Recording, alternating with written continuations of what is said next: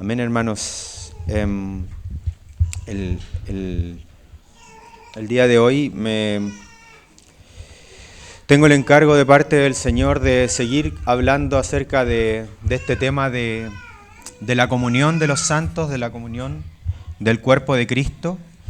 Y bueno, entiendo de parte del Señor que este es un tema que a Él le importa. Y si ustedes se dan cuenta, los hermanos que han estado compartiendo anteriormente han estado dando la palabra del Señor. El consejo del Señor ha estado rondando en cuanto a esto, en cuanto a que somos la familia de Dios, en cuanto a que fuimos perdonados para perdonar, en cuanto a que es necesario que en nosotros haya una verdadera comunión. Por lo tanto, hermanos, al parecer es un tema importante para el Señor en este tiempo, la comunión. Nosotros hablamos a comienzos de año acerca de la familia y tenemos que entender que nosotros somos la familia de Dios. El Señor nos puso aquí juntos como hermanos y de esta forma tenemos que permanecer y tenemos desafíos de parte del Señor. En ese contexto hay un pasaje que me llama la atención, que Pablo le escribe a su hijo Timoteo y le dice: esto te escribo por si me tardo, ¿cierto? Porque Pablo tenía muchas cosas que quería decirle todavía a su hijo en la fe, pero le dice: esto te escribo por si me tardo, para que sepas cómo debes conducirte en la casa de Dios. ¿Y cuál es la casa de Dios? La casa de Dios, dice Pablo, es la iglesia del Dios viviente, columna y baluarte de la verdad. Entonces aquí el apóstol Pablo está teniendo este encargo, está entendiendo que no es llegar nomás a la casa de Dios, sino está diciendo que tú tienes que saber cómo debes andar, cómo debes conducirte, que no es llegar y hacer cualquier cosa, que no es llegar y hacer las cosas con nuestra buena intención, sino que hay un modelo, hay una forma de conducirnos en la iglesia. Nosotros muchas veces, como llevamos tanto tiempo en medio nuestro, pensamos que las cosas tienen que surgir con cierta naturalidad, en el sentido de lo natural de nuestra carne, ¿cierto? Pero no. Hay muchas cosas que tienen que ser ajustadas. Hay muchos servicios en la casa del Señor que tienen que ser ajustados. Y que nosotros, si bien es cierto, tenemos que llevar la realidad del Señor y tenemos que vivir esta realidad en forma orgánica, como nos decía Esteban hace algún tiempo, salgamos de toda la religiosidad y entremos a esta forma orgánica de vivir, pero esta forma orgánica de vivir también tiene ciertos parámetros de parte del cielo, ¿cierto? Y hermanos, me acuerdo que la última vez que estuve compartiendo hablé acerca de la iglesia de Filadelfia y esta iglesia que se amaba profundamente, esta iglesia que guardó la palabra del Señor y que guardó la palabra de la paciencia del Señor y que esperó en los galardones del Señor, es un muy bonito ejemplo acerca de la comunión. Es un ejemplo muy importante, pero hoy día me gustaría hablar de otra iglesia. Me gustaría compartir el consejo del Señor por medio del apóstol Pablo a la iglesia de Efesios, de los hermanos en Éfeso. Y antes de entrar en el pasaje, me gustaría decir que el clímax de la revelación en las cartas paulinas las encontramos en Efesios, en Filipenses y en Segunda de Timoteo, o en Timoteo en realidad, porque Timoteo en realidad tiene muy poquita distancia entre la primera y la segunda. Entonces, en estas cartas, que podría parecer que se hablan de ciertas cosas muy profundas, El apóstol Pablo en cada una de ellas, como recién dijimos, le habla a Timoteo, le dice cómo debes conducirte, qué es la casa de Dios.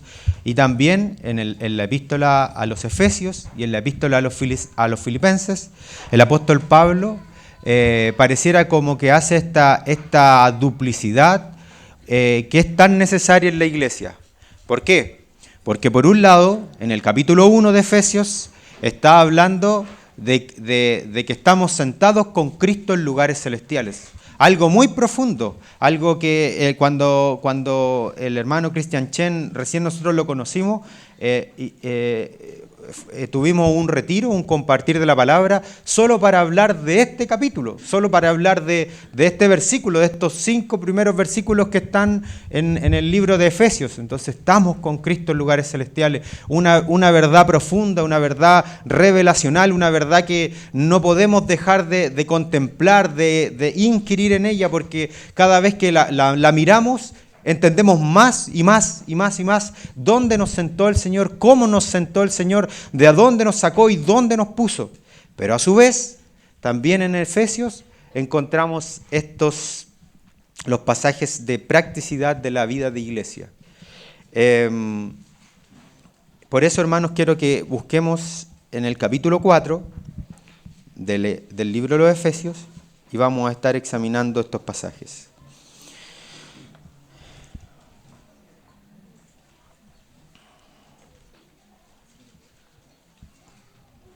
Amén. Dice, yo pues, preso en el Señor, os ruego que andéis como es digno de la vocación con que fuisteis llamados, con toda humildad y mansedumbre, soportándoos con paciencia los unos a los otros en amor, solícitos en guardar la unidad del Espíritu en el vínculo de la paz, un cuerpo y un espíritu como fuisteis también llamados en una misma esperanza de vuestra vocación. Un Señor, una fe, un bautismo, un Dios y Padre de todos, el cual es sobre todos y por todos y en todos. Pero a cada uno de nosotros fue dada la gracia conforme a la medida del don de Cristo. Por lo cual dice, subiendo a lo alto, llevó cautiva la cautividad y dio dones a los hombres. Y eso que subió, ¿qué es sino que también descendió primero a las partes más bajas de la tierra? El que descendió es el mismo que también subió por encima de todos los cielos para llenarlo todo.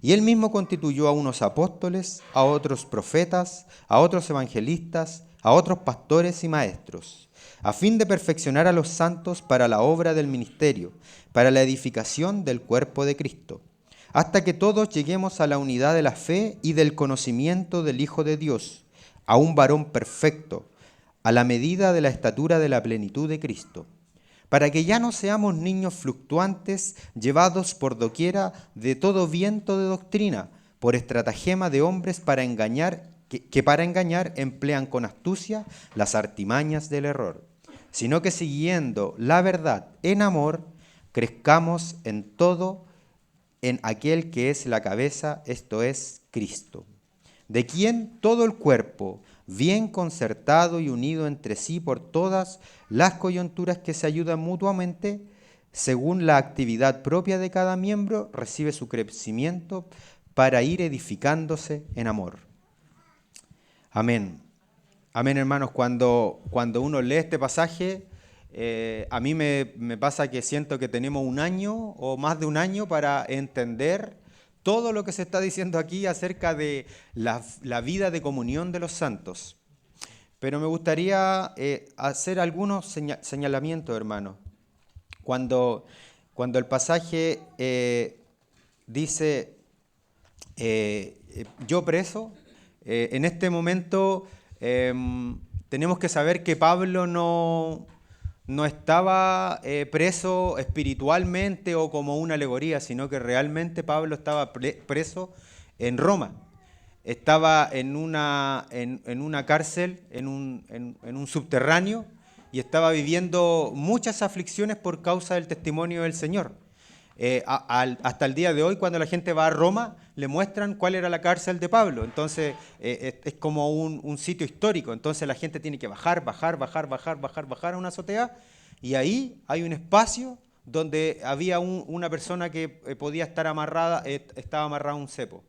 Y en ese espacio era tanta la humedad, tanta la degradación de los hombres, que no era necesario decapitarlos, porque un día iban los guardias y se daban cuenta que los ratones se habían comido a los hombres que estaban presos. Entonces Pablo nos está escribiendo tomándose una Coca-Cola, diciéndonos, yo les digo que ustedes tienen que hacer esto, sino que Pablo está escribiendo desde lo más profundo de la opresión, pero está escribiendo estas palabras preciosas y está diciéndoles ruego. ¿Y qué nos ruega? Que andemos. Entonces la primera palabra que me quiero detener, esto en andar. Porque en cuanto a la comunión, hermanos, la comunión es un andar permanentemente de nosotros. No es como que nosotros, en cuanto a la comunión con los santos, la tenemos el día domingo y se detiene hasta el próximo domingo y así es como un muñequito a cuerda. No, sino que en la comunión de los santos nosotros tenemos que andar siempre. Tenemos que tener comunión siempre, aun cuando no nos veamos. Por eso es que el Señor Jesús, cuando está hablándole a los discípulos, le dice a los discípulos, a donde yo estoy ustedes no pueden ir. ¿Y por qué el Señor le dijo a donde yo estoy si el Señor en ese momento estaba con ellos? ¿Cierto? Pero el Señor estaba teniendo una comunión directa con el Padre. ¿Por qué? Porque su comunión no se detenía. Entonces, este es el sentido de que andemos, hermanos, de que nuestra comunión no se detenga, porque la comunión nuestra está en nuestro espíritu, en nuestro corazón. Entonces nosotros podemos venir acá y tener una bonita cara para con los hermanos, pero en nuestro corazón la comunión está detenida. Entonces por eso es que le está diciendo que anden. Y por eso es que se habla en Hechos 2, Hechos 2:42, se habla de la doctrina de los apóstoles, se habla del partimiento del pan, se habla de las oraciones y se habla de la comunión, ¿cierto? Y muchas personas han querido pretender como, ya, ¿cuál es más importante, la cena o la palabra? ¿Cuál es más importante, la oración o la comunión? Pero el enfoque no está ahí, porque muchas personas han dicho, esto es como una mesa, todos son pilares, y si uno de esos pilares falla, entonces la mesa está fallando completamente. Entonces, el enfoque de ese versículo en Hechos 2:42 es el que perseveraban, el que ellos perseveraban en la comunión. Perseveraban en la comunión los unos con los otros. Y ahí también se da un ejemplo muy, muy hermoso porque dice que ellos en esa iglesia, en ese entonces, no había necesidad. ¿Por qué? Porque se volvieron al comunismo y todos vendieron todo y se lo entregaron a alguien. No. Porque cuando ellos veían necesidad, ellos que tenían en su propiedad casas o bienes, iban y lo ponían a los pies de los apóstoles para que los apóstoles lo distribuyeran. ¿Cierto? Entonces, ahí vemos como una forma de perseverancia de la iglesia. Entonces, ¿qué es perseverar? Es ser asiduo, es mantenerse, esforzarse en aquello. Entonces, el apóstol está partiendo este mensaje diciendo, por favor, hermano, les ruego que se dediquen a esto, que pongan su atención, que no lo tomen a la ligera. Que persevere, entonces que andéis como es digno de la vocación con que fuisteis llamados. Y aquí empieza a describir cómo es esta vocación, y dice, con toda humildad y mansedumbre, soportándoos con paciencia los unos a los otros. Entonces, con toda humildad y toda mansedumbre, como que nosotros muchas veces queremos hacer que estos dos conceptos sean hermanos gemelos, y no son hermanos gemelos, hermanos. ¿Cómo la Biblia nos define la humildad? Si ustedes buscan en Filipenses, que es el libro que también habla, y en el capítulo 2, que también está hablando de la comunión de los santos, el libro de Filipenses, capítulo 2, versículo 3, no hagáis nada por contienda, por vanagloria, antes bien con toda humildad, estimando cada uno a los demás como superiores a él mismo. Esta es la definición bíblica, hermanos, de humildad. Entonces el apóstol nos está diciendo, perseveren en esto, perseveren en ser humildes. ¿Y cómo es ser humildes? Es considerar al otro como superior a mí. Entonces, cuando yo considero a alguien superior a mí, yo lo considero y yo me entrego por él. Me doy por esa persona. Quiero que esa persona esté en mi casa. Quiero que esa persona esté en mi mesa. Porque cuando nosotros carnalmente miramos a las personas hacia abajo, no nos importa esa persona. No nos importa lo que le pasó, no nos importa qué está viviendo, no nos importa que esté en nuestro radio. Si no nos importa, no está en nuestras prioridades. Pero si nosotros consideramos a los hermanos como alguien alguien superior a nosotros, nosotros vamos a estar preocupados de ellos. Entonces, esto es lo que está diciendo el apóstol. Tengan toda humildad y tengan toda mansedumbre también. Entonces, la mansedumbre, la definición de mansedumbre es mantener el control de las situaciones y de las palabras. Eso es la mansedumbre. Entonces, cuando la situación se está poniendo álgida, cuando la comunión nos está llevando a un punto, o el relacionamiento con los hermanos nos está llevando a un punto donde tenemos que explotar y tenemos que decir lo que nosotros pensamos porque la verdad tiene que salir a la luz, el apóstol nos está diciendo, manténganse mansos. Mansos. Es que yo tengo que decirlo. Si yo no lo digo, entonces no voy a estar conforme a la verdad de Cristo, conforme a la verdad de Dios. Esta revelación es tan fuerte en mí que lo tengo que decir. Pero después vamos a ver más adelante cómo el apóstol nos dice que tenemos que vivir la verdad. Entonces, de esta forma nos está diciendo el apóstol.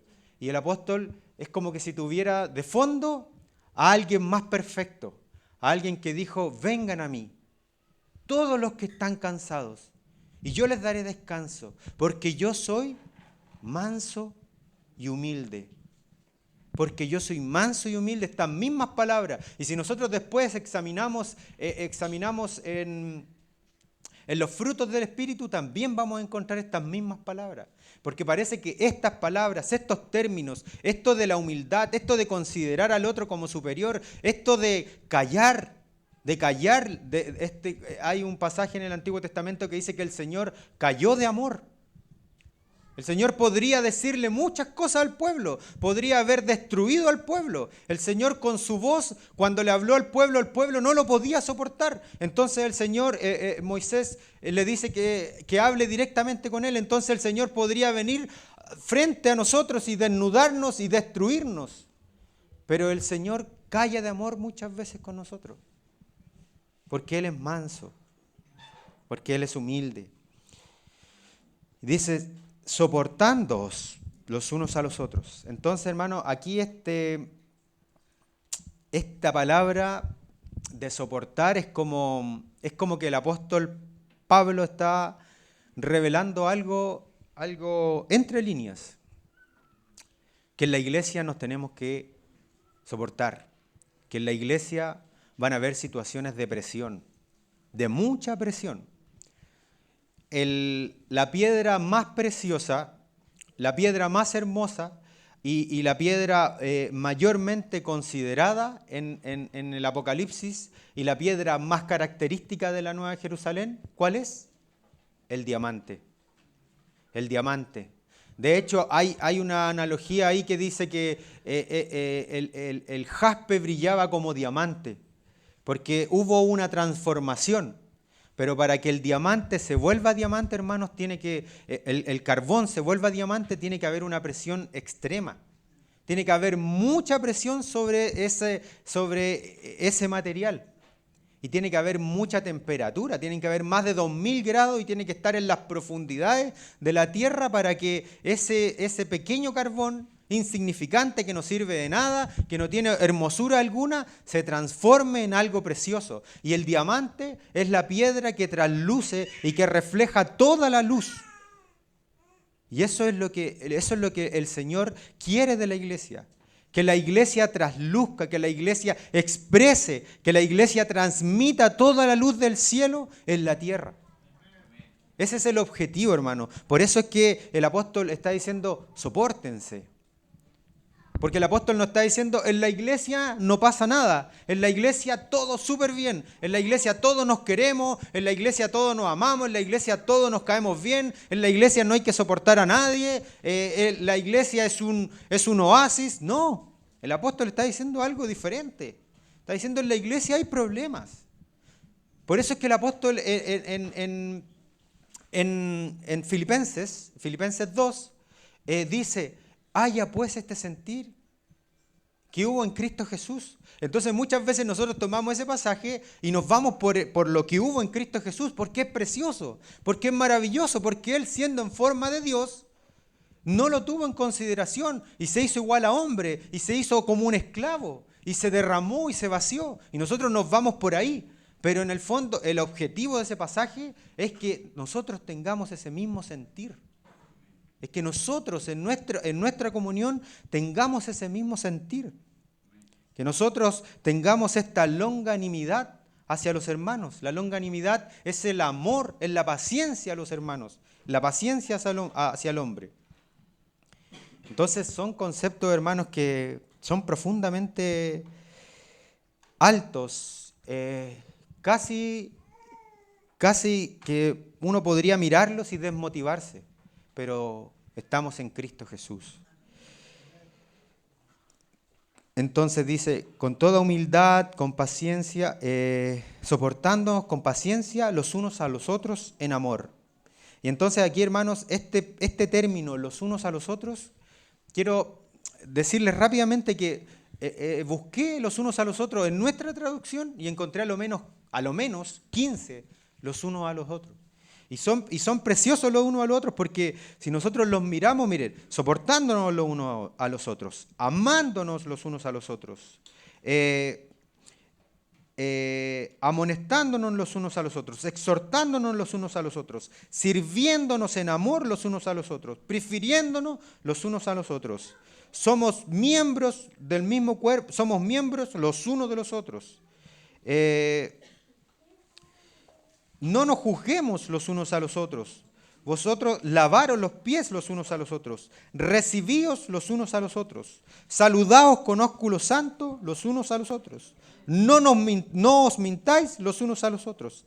Alentaos los unos a los otros. Hospedaos sin murmuración los unos a los otros. En esto conocerán que sois mis discípulos, si tuviereis amor los unos con los otros. Si nosotros estudiamos estos 15 los unos a los otros, tendríamos que estar mucho tiempo dedicándonos a este tema de la comunión. Porque eso de soportarnos, eso de lavarnos los pies, eso de hospedarnos, ¿qué es eso de hospedarnos? Si no es recibirnos en lo más profundo del corazón. Eso es hospedarnos. Eso de saludarnos con ósculo santo. 3 veces el apóstol, estamos en pandemia, hoy día no se puede. 3 veces el apóstol dice a 3 iglesias diferentes, salúdense con ósculo santo, con un beso santo. Saluden. ¿Y por qué? ¿Que al apóstol le gustaba andar besuqueándose? No, hermanos, está hablando de que nos expresemos el amor, de que el hermano sienta que yo lo amo, que el hermano sienta mi piel y que yo sienta su piel, que el hermano sienta mi hombro y yo sienta su hombro, que el hermano sienta mi abrazo. No solamente decir, hermano, estamos orando por ti, el Señor te va a sacar, estamos orando. No, que el hermano sienta que yo estoy ahí con él, que el hermano sienta mi corporalidad al lado de su corporalidad. Eso quiere decir saludados con ósculo santo. Por eso es que hay tantos los unos a los otros. Hermanos, pero muchas veces nosotros no nos soportamos. Tantas veces yo he escuchado, yo a este no lo soporto. A este no lo soporto. Es que cuando este se para allá adelante y predica, es que no lo aguanto. Ya a los 15 minutos ya quítenle el micrófono. Quítenle el micrófono, por favor. En nuestras casas, hermanos, con nuestras esposas, que ya no te aguanto. Mira, mejor anda a darte una vueltecita al parque. Hermanos, esto puede parecer chistoso, pero muchas veces nuestros hijos no nos soportan. Nuestros hijos no quieren escucharnos, porque desde pequeñitos los estamos exasperando. El Señor nos socorra. El Señor nos socorra para que estos pasajes se encarnen en nosotros. Versículo 3, solícitos en guardar la unidad del Espíritu en el vínculo de la paz. Entonces, solícitos, completamente dispuestos a guardar algo, completamente dispuestos a cuidar algo, completamente dispuestos a atesorar esto. ¿Qué es esto? La unidad del Espíritu. En este pasaje nosotros vamos a encontrar 3 tipos de unidad o 3 grados de unidad. Primero, aquí en orden textual, vamos a encontrar la unidad del Espíritu. Después vamos a encontrar la unidad, es una redundancia, pero lo vamos a decir, la unidad de la Trinidad. Y después vamos a encontrar la unidad de la fe y del conocimiento del Hijo de Dios. Entonces en este pasaje encontramos 3 grados o 3 tipos de unidades. Entonces cuando habla de solícitos en guardar la unidad del Espíritu, hermanos, esta unidad del Espíritu maravillosamente la creó el Señor. El Señor la estableció en nosotros. Nosotros hoy día somos uno porque el Señor le plació hacernos sus hijos y también le plació que nosotros fuéramos hermanos. Esto lo mantiene el Señor. Esto no depende de nosotros. Esto, como decía la palabra, el Señor cuando dijo que era consumado, ahí se creó nuestra unidad, ahí se creó nuestra salvación y ahí también se creó nuestra unidad. Qué precioso, hermanos, que no dependa de nosotros, porque si dependiera de nosotros, ya esto no estaría. Ya nosotros lo hubiésemos roto, ya nosotros lo hubiésemos perdido. Pero como es de Dios, es eterno, porque la comunión, la comunicación de Dios es eterna. Y el Dios Trino nos transmite a nosotros esta comunión que tuvo Él con el Hijo y con el Espíritu Santo y nos la transmite a nosotros para que nosotros también tengamos comunión con Él y también tengamos comunión los unos con los otros. Bendito sea el Señor que nos dio esta unidad. Bendito sea el Señor que aunque nosotros estemos muy enojados entre nosotros, somos uno.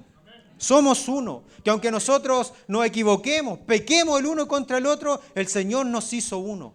Y nos llama, el Señor nos invita a que guardemos este vínculo, a que lo cuidemos, a que lo atesoremos, a que no lo tengamos como algo simple, a que no lo tengamos como algo que como a nosotros no nos costó nada, no le demos ningún valor, porque a Cristo le costó mucho.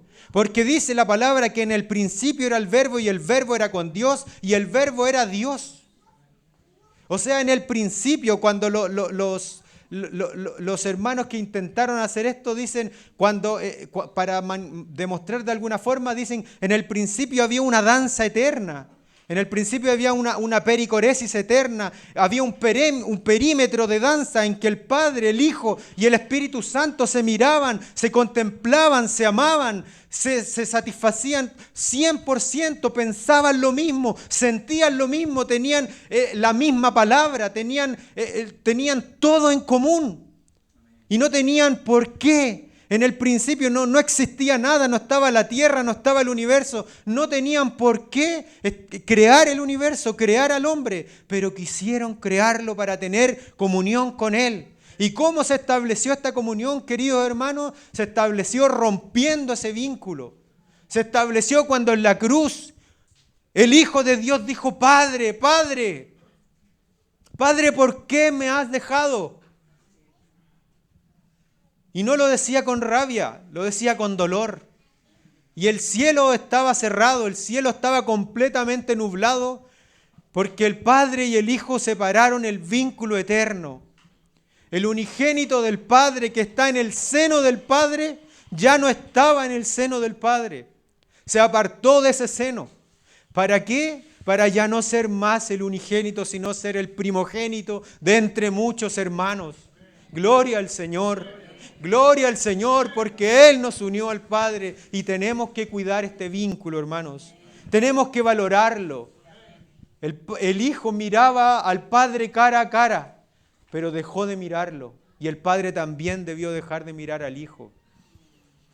Valoremos lo que Cristo hizo en la cruz por la unidad del cuerpo de Cristo, hermanos. Valorémoslo, hermanos. Tengámoslo en gran estima. Tengámoslo como un tesoro, hermanos. No lo miremos en menos. Entonces empieza a contarnos en el versículo 4 en adelante, un cuerpo y un espíritu, como fuisteis también llamados en una misma esperanza de vuestra vocación, un Señor, una fe, un bautismo, un Dios y Padre de todos, el cual es sobre todos y por todos y en todos. Aquí está la Trinidad.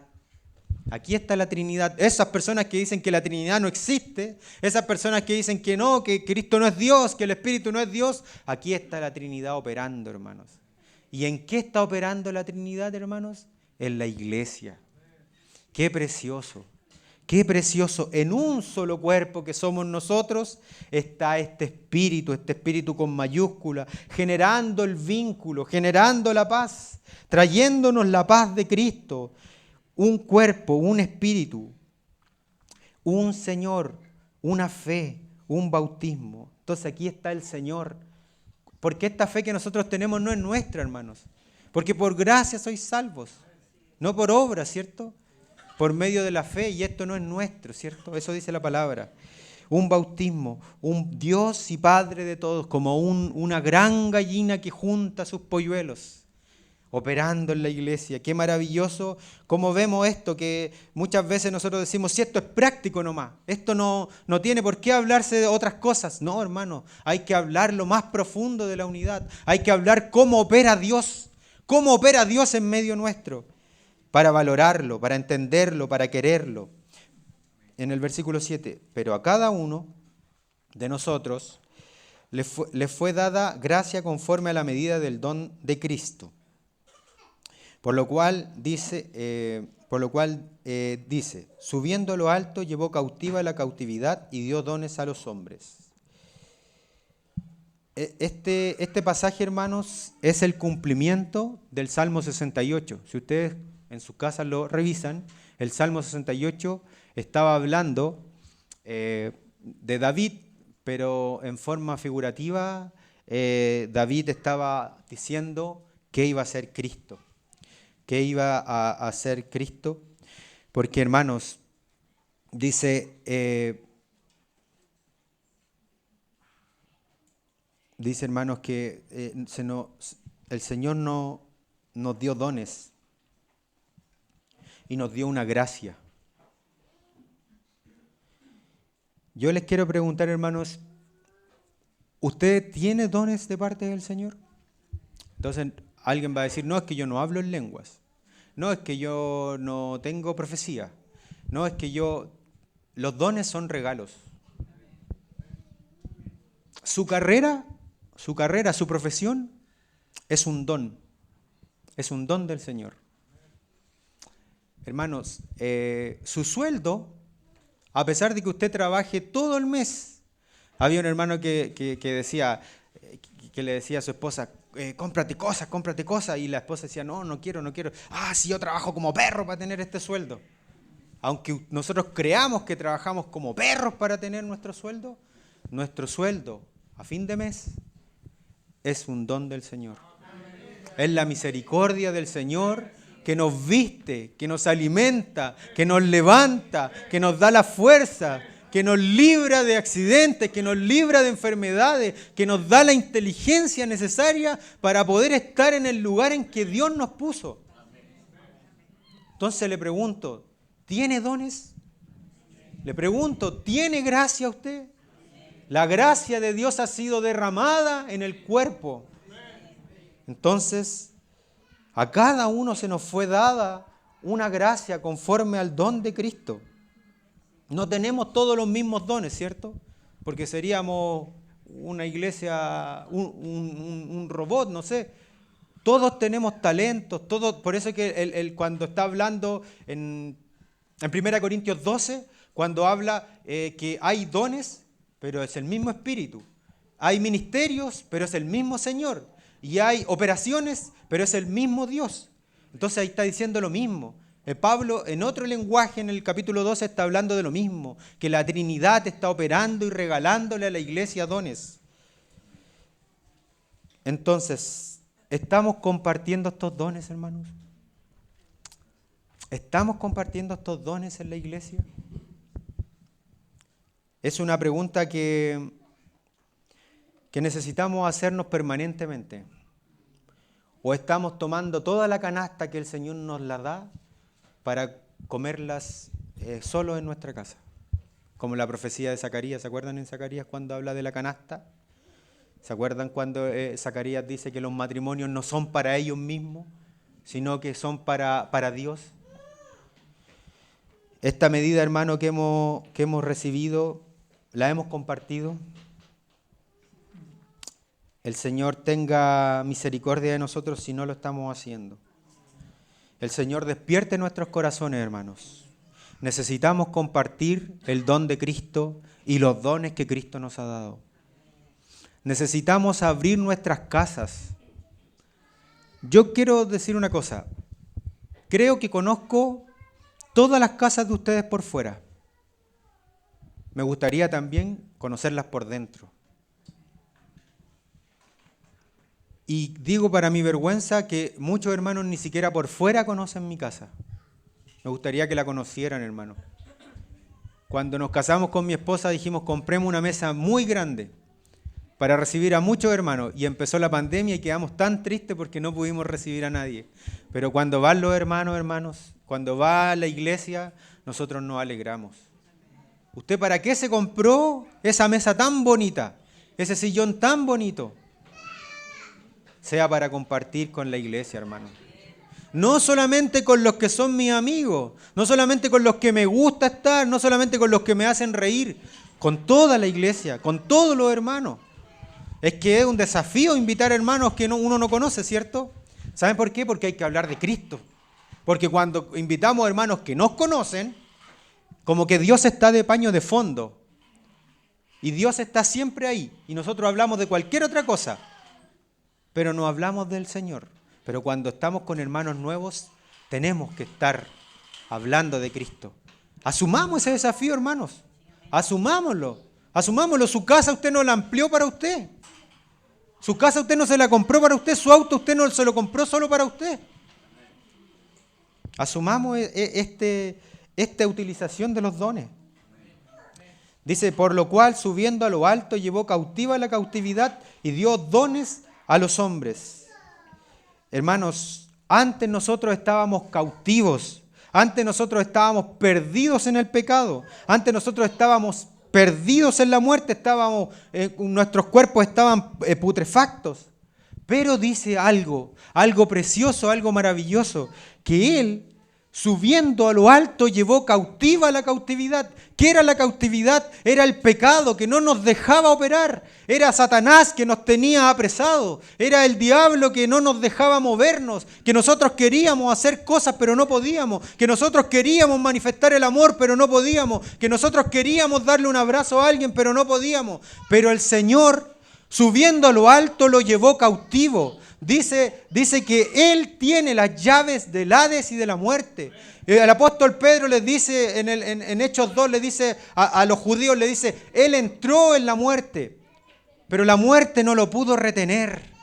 Qué precioso es saber esto, hermanos, que hemos sido libertados por el Señor, que el Señor llevó cautiva la cautividad, que el Señor tomó todo el botín de Satanás y lo soltó, y hoy día nosotros somos libres para Él. Si hoy día usted se siente apresado, si hoy día usted se siente atado, acérquese a Cristo. Si hoy día usted se siente cautivo, si hoy día usted siente que el pecado no lo deja vivir la vida que usted quisiera, la vida que le están contando que se puede vivir en Cristo, acérquese a Dios, acérquese a Jesús, porque Jesús tiene poder para libertar todavía. Porque el Señor tiene las llaves del Hades, las llaves de la muerte. Gloria al Señor. El Señor dice, levantad, oh puertas, vuestras cabezas, como nos decía Bastián, y entrará el Rey de Gloria. Él es el Rey de Gloria que arrastró toda la iglesia y nos llevó al cielo juntamente con Él. Precioso. Él cazó al cazador. Bendito sea el Señor. ¿Y qué es esto que subió, sino también el mismo que descendió y bajó a las partes más bajas de la tierra? Sí, hermanos, el Señor en Hechos 2 dice que estuvo en el Hades. Y también en 1 de Pedro dice que bajó a las profundidades a pregonar, a decirle a los espíritus que Él era el vencedor. Porque Él venció desde lo más profundo de la tierra. y Él ascendió para llenarlo todo, porque tal sumo sacerdote nos convenía. Aquí el sumo sacerdote, ¿cómo era este sumo sacerdote? Santo, sin mancha, alejado de pecadores y hecho más sublime que los cielos. Eso dice Hebreos. Eso dice Hebreos de Él. Qué precioso porque cuando Él asciende al cielo, cuando Él sube al cielo, dice, fue exaltado a la diestra de Dios y habiendo recibido del Padre la promesa del Espíritu Santo, la ha derramado. Qué precioso, hermanos. Qué preciosa es la comunión que tenemos hoy día. Qué precioso es que a Cristo la muerte no lo pudo retener. La muerte no entró en Él. Él entró en la muerte y la venció. Qué precioso. Y llegó al Padre y tomó de la derecha del Padre la promesa del Espíritu Santo, porque cuando Él dijo, les conviene que yo me vaya para que venga este Consolador, Él fue, la tomó y la derramó en la iglesia para usted, la derramó en la iglesia para mí. El Espíritu Santo está derramado en medio nuestro. El Espíritu Santo está derramado en medio nuestro. El Espíritu Santo solo necesita que dispongamos nuestros corazones y Él va a fluir como un río. Él va a llenar nuestras vasijas, Él va a llenar nuestras lámparas. En nuestras comuniones nos vamos a ir con esa sensación de que tocamos a Cristo, de que Cristo nos tocó a nosotros, de aquello que dijo el hermano era justo lo que yo necesitaba. El Espíritu Santo se derrame, crezca el caudal del río en medio nuestro, hermanos. Entonces, si a uno constituyó apóstoles, a otros profetas, evangelistas, pastores y maestros. Entonces aquí habla de un conjunto, que no me voy a referir precisamente al conjunto, habla de un conjunto de servicios.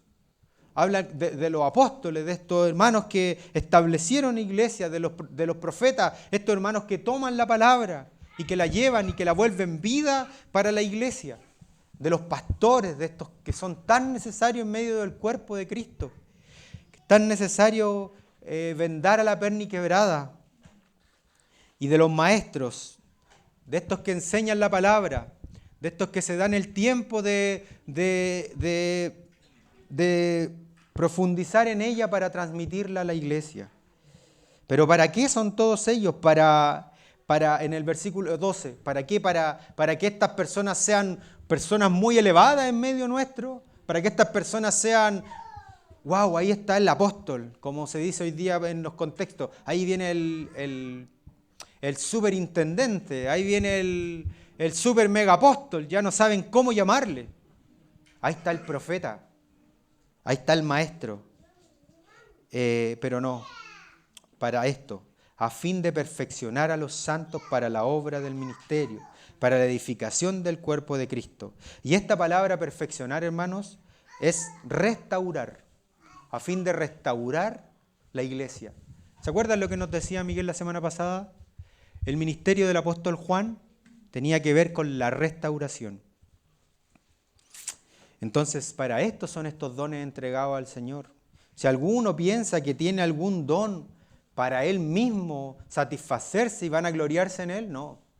Los dones son para restaurar la obra del ministerio del Señor, para hacer que el Señor se acerque a nosotros, para llegar ese día y lograr ver al Señor en los cielos descendiendo por nosotros. Para esto son los dones, para la edificación. Son estos cinco ministerios y es para todos los santos.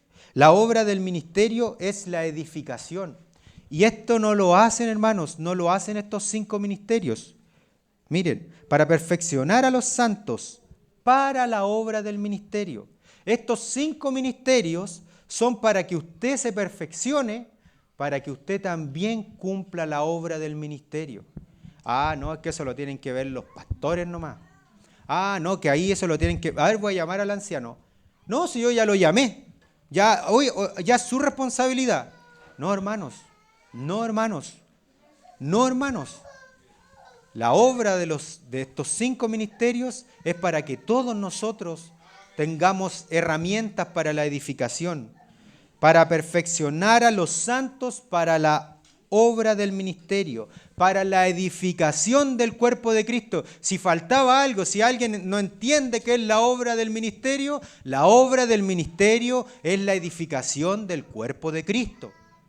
Usted es responsable de la edificación del cuerpo de Cristo. Y miren, aquí está la última unidad. En el 13, hasta que todos lleguemos, aquí hay una meta, ¿cierto? Una meta que aún no se alcanza, a la unidad de la fe y del conocimiento del Hijo de Dios. Entonces, esta es la meta que el apóstol planteaba para los efesios, que todos tengamos la misma fe. ¿Y qué es la fe? Uno dice, es que ese hermano tiene mucha fe. La fe es la estatura espiritual, ¿cierto? Que todos tengamos el mismo conocimiento del Hijo de Dios. No, hermano, es que yo no sé nada del Señor, no sé nada de la palabra. No, hermanos, todos tenemos que llegar al conocimiento del Hijo de Dios, al Verbo encarnado, al varón perfecto. Aquí Pablo da muchos sinónimos, a un varón perfecto, a la medida de la estatura de la plenitud de Cristo. Porque cuando venga el Padre, porque cuando venga el Hijo, Él nos va a presentar al Padre como el varón perfecto, como esta iglesia corporal que refleja completamente a Cristo. Entonces, rápidamente, en el 14, para que ya no seamos niños fluctuantes llevando donde quiera de viento de doctrina, por estratagema de hombres que para engañar emplean con astucia artimañas del error.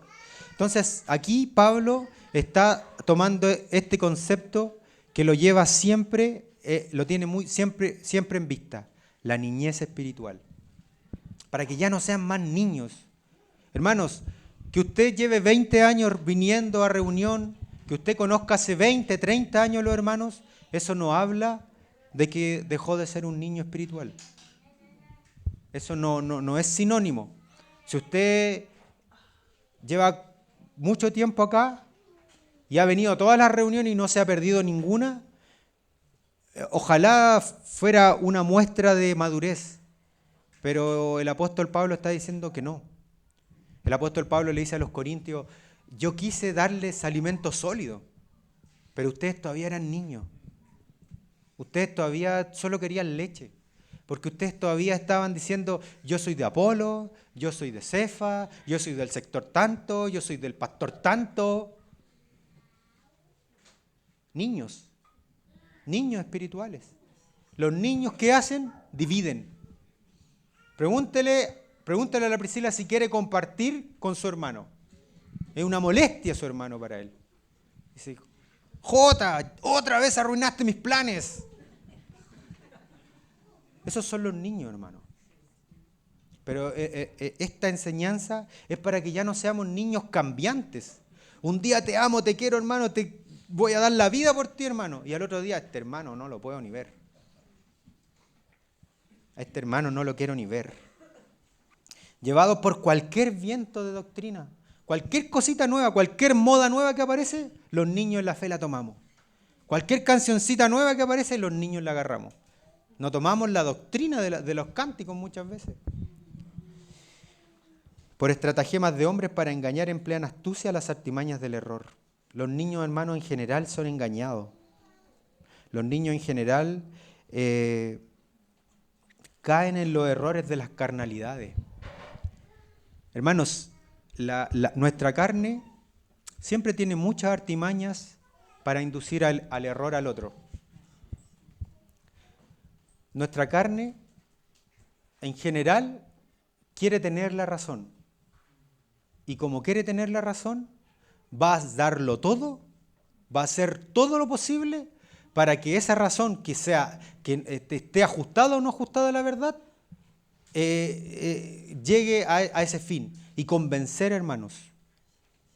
Yo me acuerdo lastimosamente que en algún momento habían hermanos que llamaban a otros hermanos para preguntarle, oye, ¿cómo están los hermanos allá? Oye, ¿y qué dijo el hermano? ¿Y qué hizo el hermano? ¿Y cómo te miró el hermano? Esos son engaños de nuestra carne. Esos son errores de nuestra carne. Esas son niñerías de nuestra carne. Nuestra justicia propia, hermanos, es tan grande muchas veces. El Señor nos libre. El Señor nos ayude. Esta palabra hombres es para todos. No dice hombres de afuera, hombres del mundo, teólogos, gnósticos del mundo, sino que hombres. Nosotros somos hombres y mujeres y tenemos que cuidarnos de nosotros mismos. Y dice en el 15, sino que siguiendo la verdad en amor crezcamos en todo aquel que es la cabeza, esto es en Cristo, de quien todo el cuerpo bien unido, bien concertado, unido entre sí por todas las coyunturas, se ayudan mutuamente, según la actividad propia de cada miembro, recibe su crecimiento para edificación. Este término, hermanos, que está aquí, de ayuda mutua, es tan necesario tenerlo presente hoy día. Es tan necesario, hermanos. Hay hermanas en medio nuestro que viven solas con sus hijos. Hay hermanas que viven solas en su casa sin otro creyente al lado. Hay hermanos que están enfermos y necesitan medicamentos. Hay hermanos que necesitan traslados. Esta palabra ayuda mutua tiene que ver con eso. Tenemos que ayudarnos. Tenemos que salir adelante juntos. ¿Supiste lo que le pasó al hermano? Tuvo un accidente, se enfermó, le pasó no sé qué cosa, estuvo no sé cuántas horas en la urgencia. ¿Y quién lo ayudó? No, un vecino creo que fue y lo ayudó. No, un familiar creo que fue y estuvo con él todo el día, toda la tarde. Hermanos, en el cuerpo de Cristo necesitamos ser los primeros en ayudarnos, porque Cristo así lo hizo con nosotros. Porque Cristo cada vez que nosotros tenemos una necesidad, acude a nosotros. Cuando nosotros no tenemos recursos para nuestra salud, para nuestra alimentación, Cristo acude a nosotros y nos provee. El Señor tenga manos en nosotros, tenga palabras en nosotros, tenga abrazos en nosotros, tenga benzina en nosotros. Hoy día está tan cara la benzina. Nadie quiere ni siquiera darse una vuelta por ahí. El otro día me acuerdo un hermano me llevaba a mi casa después del partido de jugar a la pelota y manejaba lentito para no gastar benzina. Pero lo hizo, hermanos. Pero lo hizo. Y lo ha hecho varias veces. Ayudémonos, hermanos. Que no venga el mundo con ayudas sociales. Que no venga el mundo con ayudas sociales primero que la iglesia. Que aparezca la iglesia, que aparezca aquella que se enriqueció por aquel que se hizo pobre para bendecir a sus hermanos. Amén, me queda muy poquito tiempo y para concluir, hermanos, pienso que este pasaje tiene una profundidad y una elevación tan, pero tan alta, que yo lo miro cada uno de los conceptos que están acá y digo, no. Porque naturalmente nosotros no podemos alcanzar esto. Porque naturalmente la comunión a la que hemos sido llamados con los santos no se puede conseguir por nuestros medios terrenales. Entonces muchas veces nosotros pensamos, ya, entonces me voy a esforzar en ayudar a tal hermano. Y empezamos y lo ayudamos, pero lentamente. Cuando no lo estamos haciendo en comunión con el Señor, en vez de que esto genere vida, empieza a generar muerte en nosotros. Empieza a generar queja en contra del que estamos ayudando y queja en contra de los otros que no están ayudando. ¿Pero por qué tengo que ir yo?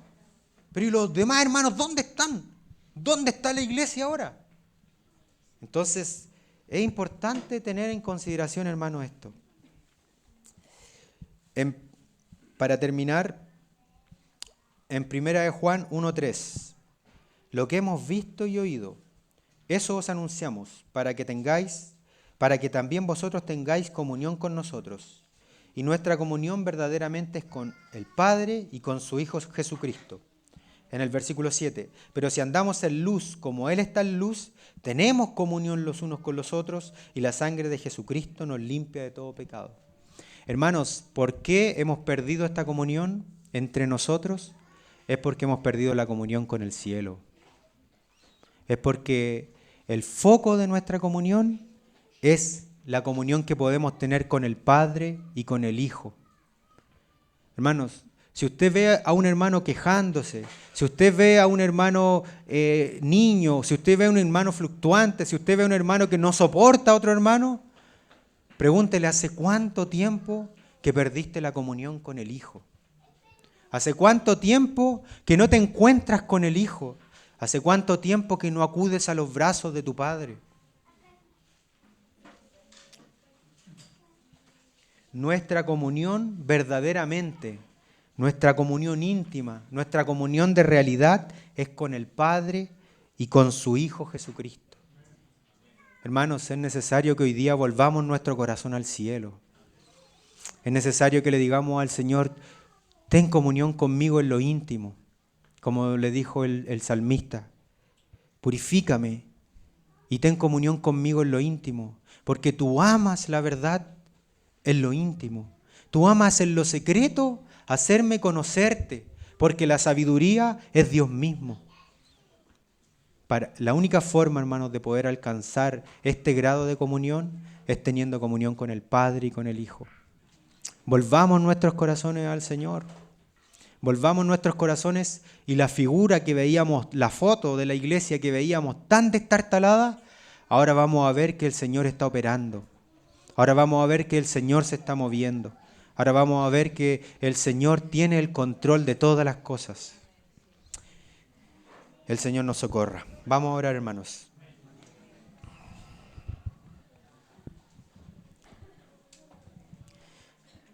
Oh Señor, nosotros te queremos contemplar a ti, Señor. Nosotros queremos que nuestros ojos sean limpiados, Señor. Nosotros queremos que tú limpies nuestro vaso, Señor, de toda contaminación, Señor. Queremos crecer en ti, Señor. Queremos madurar en ti, Señor. Señor, queremos ser el reflejo tuyo en esta tierra, Señor. Señor, queremos que todo el mundo te conozca, te vea por el amor que existe en medio nuestro. Socórrenos, Señor. Ten misericordia de mí, Señor, porque soy carnal, porque soy fluctuante, porque muchas veces me pierdo de tu comunión, Señor. Acércame a ti, Señor. Vuélveme a ti, Señor. Dame oído para oírte, Señor. Dame ojos para verte. Dame un corazón para sentirte, Señor. Necesito tener comunión profunda contigo para amar a los hermanos, Señor. Amén. Amén.